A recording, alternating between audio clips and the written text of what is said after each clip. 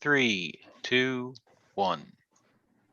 This Honorable Court of Appeals of Tennessee is now in session. Good afternoon and welcome to the Tennessee Court of Appeals.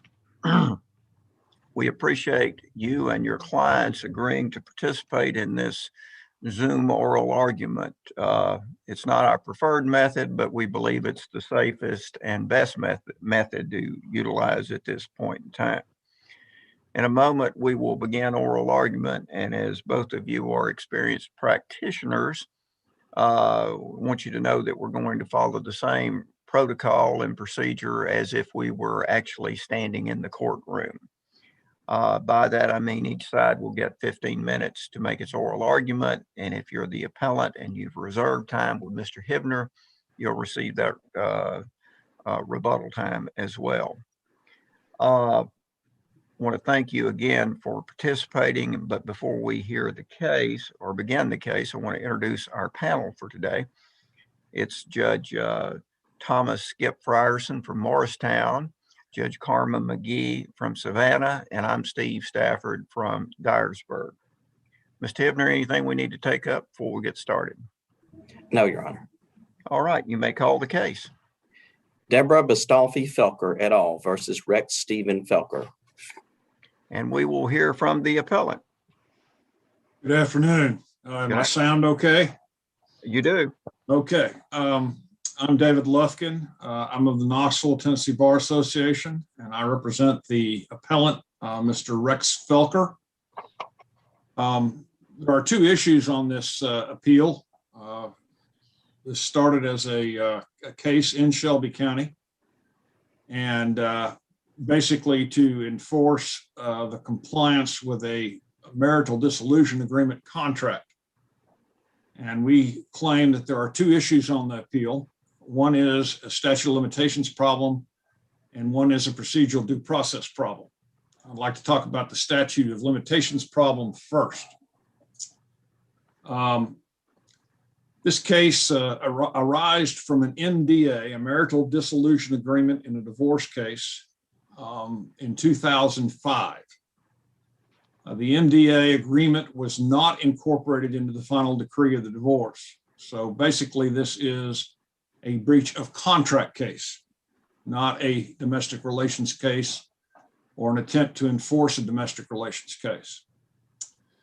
The final order that was submitted by Judge Smith in this trial court claims that the breach of the marital dissolution agreement was a letter that Mr. Felker wrote in 2016 in response to a letter he had received from Mrs. Felker's attorney.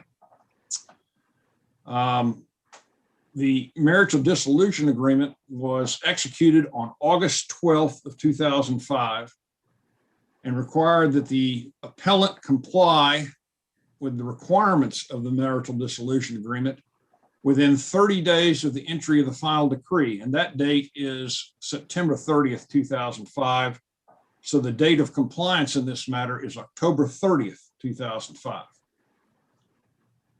The case in this matter to enforce that marital dissolution agreement was filed on April 30th of 2019, some 13 years after the date of compliance.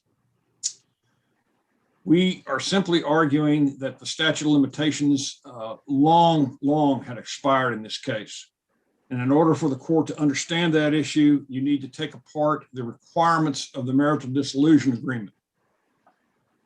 That agreement required that my client, Mr. Felker, would maintain a $150,000 life insurance policy on his son's life. And the son was over the age of 18 at the time of the divorce. So this is not a continuing jurisdiction matter of a domestic relations court.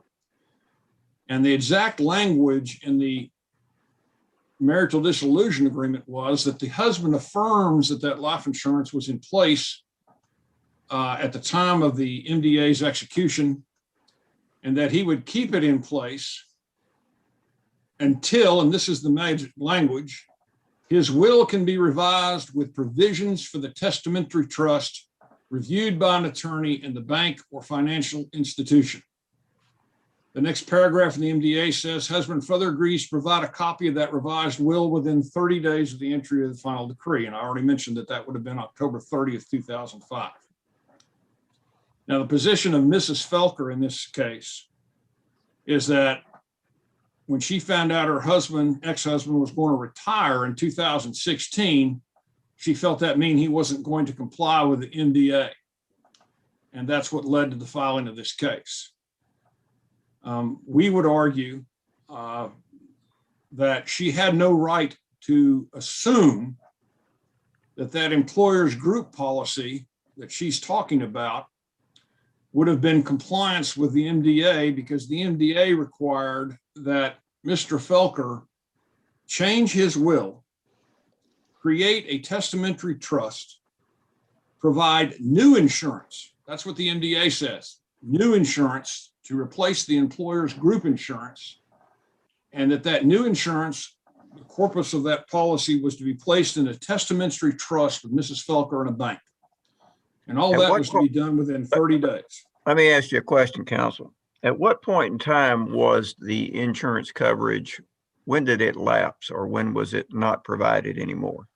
You talking about the insurance policy that's referred to in the MDA?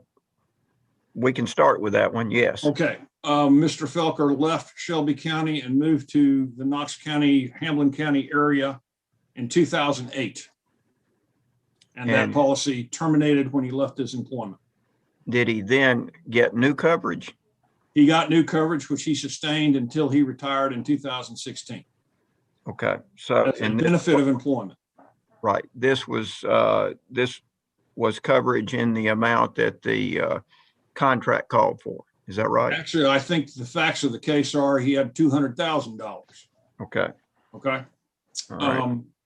But my point I'm stressing to the court is the parties, according to the testimony at trial, which took place on July 30th of 2019, Mrs. Felker testified that she and Mr. Felker talked on the magic date, October 30th of 2005.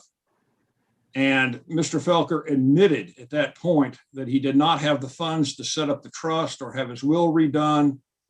And she knew at that point that the will had not been revised, the testamentary trust had not been set up, and she knew at that point that the insurance that's involved in this matter was dependent upon the group life insurance policy that he had with his employer. That's not the requirement of the MDA at all. Excuse me for interrupting, counsel. Did the trial court make credibility determinations? She made credibility determinations of the two witnesses that testified at the trial. And those were Felker and an insurance agent. I can't pronounce his name, but I can spell it for the court. It's CHIRAG CHUHAN. And Judge Frierson, while you're on that point, I think it's Mr. Chauhan. He testified that during the 6 years following the MDA period from October 30th of 2005, that Mrs. Felker never approached him to obtain any insurance. That's the second key of this case, because the MDA requires not only that Mr. Felker get this policy of insurance and set up this will with this trust provision, but it also stated that she had the right to obtain life insurance on Mr. Felker's life if she wanted to at her own choosing. And the testimony at trial was during the 6 years following October 30th of 2005, she never approached Mr. Chauhan to do that. Let me make sure, yes. Counsel, let me make sure I understand something. And the plaintiff in this case is not saying that this agreement's breached because the testamentary trust wasn't created or any of those other things were set up. The plaintiff's assertion, as I understand it, is the life insurance issue.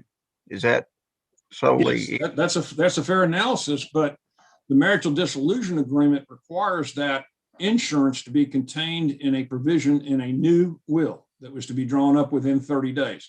The MDA does not contemplate that he's going to continue group coverage of insurance that he had in place at the time the MDA was signed. The language there is husband affirms that such life insurance is already in place through his employer's group insurance benefits with party's son named as the sole beneficiary and shall remain as such until his will can be revised with provisions for the testamentary trust. So the parties Okay. contracting here did not envision the insurance was to be supplied by the employer as a group benefit forever. It only contemplated that the parties that would remain that insurance until the will could be revised within 30 days of the entry of the final decree. And what did the trial court find about these assertions?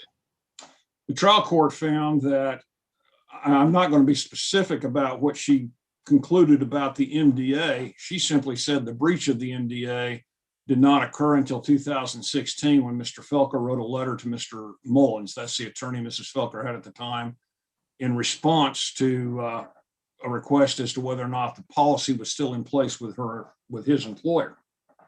Other than the fact that the trial court found that for purposes of the statute of limitations, that the breach did not occur until such time as the life insurance was not provided, did the trial court make any other findings or rule on any other part of your argument? Not as to the statute of limitations in specific, except that she ruled that Mr. Felker should comply with Mrs. Felker should she choose to try to fund life insurance under her own expense. The testimony at trial was actually that there had been an occurrence when Mrs. Felker did that. We never were able to tie down the exact line, but I believe it's within the six or 7 years following the MDA, and that Mr. Felker, a dispute arose between the parties as to who should pay for the insurance policies required health matters. And it just didn't come to be. Mrs. Felker testified that during the initial 6 years following 2005, she didn't do anything to enforce the MDA. She didn't try to do anything as far as get him to write the new will or revise the will. And I would bring two things to the court's attention. Yeah. Before you do that, let me ask you a question. I'm looking at number 6 in the trial court's judgment. It says the court orders the defendant to procure life insurance for the benefit of the party's son within 30 days of this order or face a judgment in the amount of the agreed upon amount. Has that happened? No. Well, do we then have a final judgment in this matter? Because the court has ordered your client to do something specific, that is to purchase this life insurance or for the court to enter a judgment, and none of that's transpired? We think that her statement, which comes before the ordered and judged and decreed language in the order, is an improper threat, and that under the agreed order and decree where she orders him to comply, she specifically states that this is a final order. I understand that language is in there, but when you have a remedy of you do this or I'm going to do that, and nothing has happened subsequent to that, and the trial court's not taken any further action, do you in fact have a final judgment? It's an interesting question. We filed our appeal within the 30 days of her order. To make sure the court understands, the problem here is impossibility. Mr. Felker had a heart attack in 2009. Hold on. I don't want to go down that rabbit hole right Okay. now. All right, I very would well. just like for you, if you would, to answer my question as specifically as you can. The only thing I can say, Your Honor, is that her statement about what she's going to do if certain things don't happen is not part of the judgment in this case. It comes prior to the time that she makes the language, and she drafted this order herself. It comes prior to the ordered, adjudged, and decreed matter in which she simply tells him to comply with getting the $150,000 for life insurance. And we have appealed that because we think the requirement that would allow her to order that expired 6 years after October 30th of 2005. So I think we do have a final judgment, and then we have an improper assertion by the court prior to her pronouncement of the judgment. All right, thank you, sir. We will hear from the appellee, and then we can hear in your rebuttal time. Hear from the appellee. Good afternoon. May it please the court. My name is Height McLean. I'm calling from Memphis on behalf of the appellees, Deborah and Stuart Felker. What I'm asking the court to do today is to affirm the trial court's ruling that Mr. Felker breached the marital dissolution agreement he freely entered into by refusing to carry the life insurance policies. And I'm asking the court to award my client their attorney fees they've incurred in defending this appeal. There are three. Hold on just a second, Mr. McLean. Let me ask you the same question I asked Mr. Lufkin. Do we have a final judgment here? Yes, Your Honor. I believe that it is a final judgment. The Judge Smith states in her order that it's a final judgment, and I believe that Mr. McLean, I hate to interrupt you, but trial courts say all the time this is a final judgment, and that doesn't necessarily make it a final judgment. Your Honor, the court ordered Mr. Felker to apply for the life insurance policies, and if he fails to do that within 30 days, then the amount of the life insurance policy is reduced to judgment. I believe that. Where does it say that? I believe it says that in the final order, Your Honor. Let me let's see. What the court says is, or face a judgment in the amount of the agreed upon amount. Has that judgment been entered? I believe after the 30 days that it is I believe the way that we would enforce that would be to execute on that judgment. And how would you do that? Because you don't have anything giving you a judgment. Well, Your Honor, respectfully, I believe that this order does give us a final judgment. In that language, I don't have the order right in front of me, but I believe it specifies that this is a final judgment requiring Mr. Felker to apply for the life insurance policy. It doesn't say anything about applying. It says procure. Procuring. What Mr. Felker agreed to do was to maintain the policy, the $150,000 life insurance policy, naming his son as beneficiary. The language is very important. And if we look at the actual language, we need to look at the actual language of the contract to understand this statute of limitations argument. Well, I'm looking at the actual language of the judgments, what I'm trying to figure out, first of all, before we get to the contract itself. Okay. So I'm just waiting for you to tell me how you have a judgment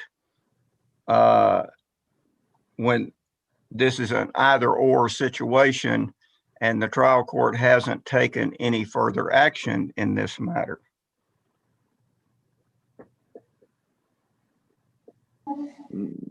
Well, Your Honor, I think that in the order, it provides that the defendant is to procure life insurance for the benefit of the party's son in the amount of that $150,000 and to cooperate in the procurement of that life insurance policy by Ms. Felker. He has not done that. He has not agreed to apply for the policy for Ms. Felker since this order was entered.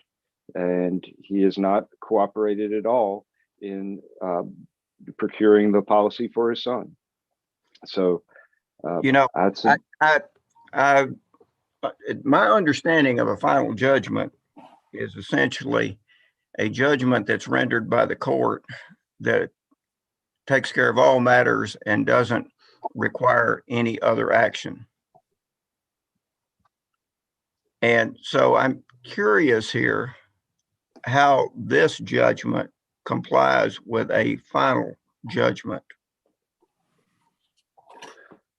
Well, Your Honor, I think that the court has required Mr. Felker to do certain things under this contract, and he has failed to do that. And if he fails to comply with the order, which he has done, then we have an order and a judgment in the amount of that life insurance policy. So that's the reason I submit to the court that this is a final judgment. Okay. Excuse me, And counsel, I have a follow-up question. Did the trial court enter a Rule 54 certification on this judgment or this order? Not to my knowledge, Your Honor. All right, thank you. With respect to the, may I get back to the statute of limitations argument, Your Honor? Your argument, wherever you'd like to go. So the first provision is at paragraph 6, and it requires Mr. Felker to maintain the $150,000 life insurance policy for his son as beneficiary. It's important to look at the actual language, and that provides that husband affirms that the life insurance policy is already in place through his employer. Based upon that language, there was no reason to believe that Mr. Felker was not maintaining the life insurance policy for his son, because the very language of the MDA provides that Mr. Felker affirms that the policy is already in place through his employer. And in October of 2016, my client learned that Mr. Felker was retiring. She contacted a lawyer here in Memphis, Kim Mullins, who wrote Mr. Felker a letter seeking confirmation that he was going to continue to carry the policy for his son. And on November 14th, 2016, Mr. Felker responded by letter. And in that letter, he acknowledges that he actually carried the life insurance policy for his son through his employer up until his retirement in January of 2016. So he admits in his letter that he maintained a policy for his son up until his retirement in 2016. Therefore, it's our position that the breach occurred in 2016 when he stopped maintaining the policy. It was at this time that he announced his intention to dishonor the agreement, and that's the date the statute of limitations began to accrue for this breach of contract action. Excuse me for interrupting again, counsel. With respect to the MDA, is it undisputed that it was not incorporated by reference into the final decree? Yes, Your Honor, that is undisputed. That's undisputed. What bearing or impact does that have with regard to the issues in this case? That makes this a breach of contract action rather than a potential contempt lawsuit. This is an action for breach of contract, and the issue before the court is the statute of limitations. And if you look at the second life insurance provision at issue in the case, that is to benefit Deborah Felker. Paragraph 7 of the MDA provides that the parties agree that wife may acquire and carry as the owner and pay for a life insurance policy on the husband's life in an amount not to exceed $275,000. And there's magic language after that saying at any given time. So it says that the husband's going to cooperate with her in a timely manner and submit to examinations, which he has refused to do. So again, it's important to look at the language of the agreement because paragraph 7 provides that she may acquire, that Ms. Felker may acquire that at any given time. And in October of 2016, Ms. Felker, through Kim Mullins, her letter, Ms. Felker made a request that Mr. Felker comply with paragraph 7, and he has refused to comply. So with respect to the third issue that we're raising on appeal, appellees raised the issue requesting an award of attorney fees pursuant to paragraph 22 of the party's contract. Paragraph 22 allows a prevailing party to their attorney fees in the enforcement of this agreement. And this court has long observed that parties are contractually entitled to recover their reasonable attorney fees when an agreement provides that the prevailing party in litigation may have their fees. So what I'm asking this court to do is affirm the trial court in all respects and remand this matter to the trial court to address an award of attorney's fees in defending this appeal. There's another issue that Mr. Felker raises on appeal, and he alleges that there were due process violations. Our position is there were no due process violations for three reasons. Mr. Felker filed pleadings in the wrong court. This matter was pending in circuit court, and he filed his pleadings in the chancery court. So that's one reason, out of an abundance of caution, to allow time for the court to avoid prejudice. The trial court took its ruling under advisement to allow time for the court to review the memorandum, Mr. Felker's memorandum, and to take the points raised by him in his memorandum into consideration. Mr. Felker also argues that his due process rights were violated when the court specially set all matters to be heard for final disposition on July 31st, 2019. But the trial court did this to accommodate Mr. Lufkin's travel schedule. And there was no violation of the Tennessee Rules of Civil Procedure. Rule 12 allows the court to set motions to dismiss for disposition at the time of the trial on the merits. And that's exactly what Judge Smith did in this case to accommodate Mr. Lufkin's travel schedule. And then the third point that is argued by Mr. Felker is that he was prejudiced by the timing rules and he was not afforded more time to file an answer in this case. But he actually filed an answer. So I submit to the court that issue raised by him is moot. So what I'm asking the court to do is to affirm the trial court's ruling and to remand this matter to the trial court for determination of attorney's fees. All right. We will hear from the appellee. And Mr. Swafford, I want to get back to. Let me ask you a question before you get started, Mr. Lufkin. You made this argument to us about how the breach occurred according to the agreement much earlier than when the trial court found the breach. But I'm looking at the trial court judgment under the motion to dismiss part, and there's a statement that says there's nothing in the record to show that Mr. Felker failed to comply with the provisions of the MDA prior to that date that the trial court found the breach. Was there any proof put on about that? Yes.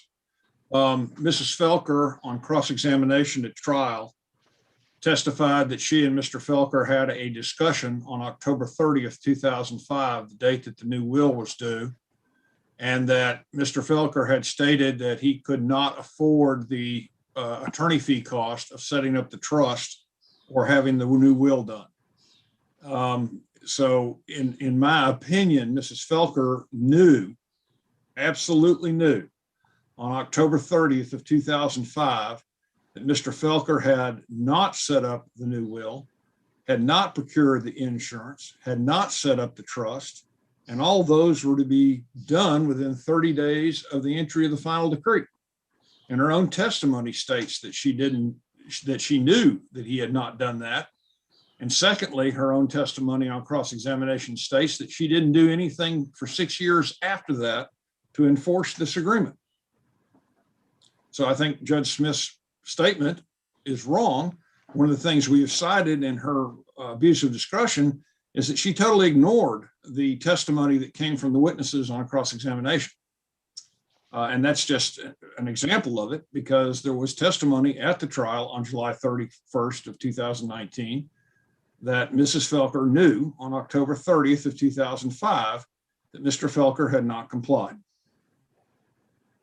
The point I wanted to make about the marital dissolution agreement itself is, and we argued this both at trial and in our brief, the agreement requires the husband within 30 days of the entry of the final decree to set up a new will, procure a new policy of insurance, not continue with employee benefits, to acquire a new policy of insurance and to set up this trust as a testamentary trust in his last will and testament with Mrs. Felker and a approved banking institution as co-trustees. Now, why is that important? That's what the MDA says. That's what the contract says. What's important about that is a group life insurance benefit cannot be the corpus of a testamentary trust required by a marital dissolution agreement because it's something provided by the employer.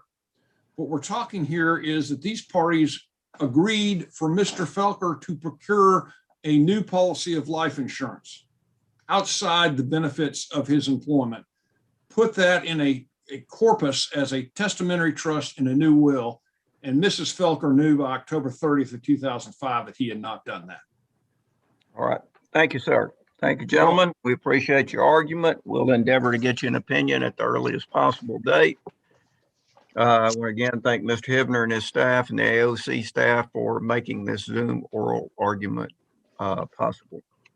Mr. Hibner, if you will recess court to the call of the next case, please. This honorable court is now in recess until 2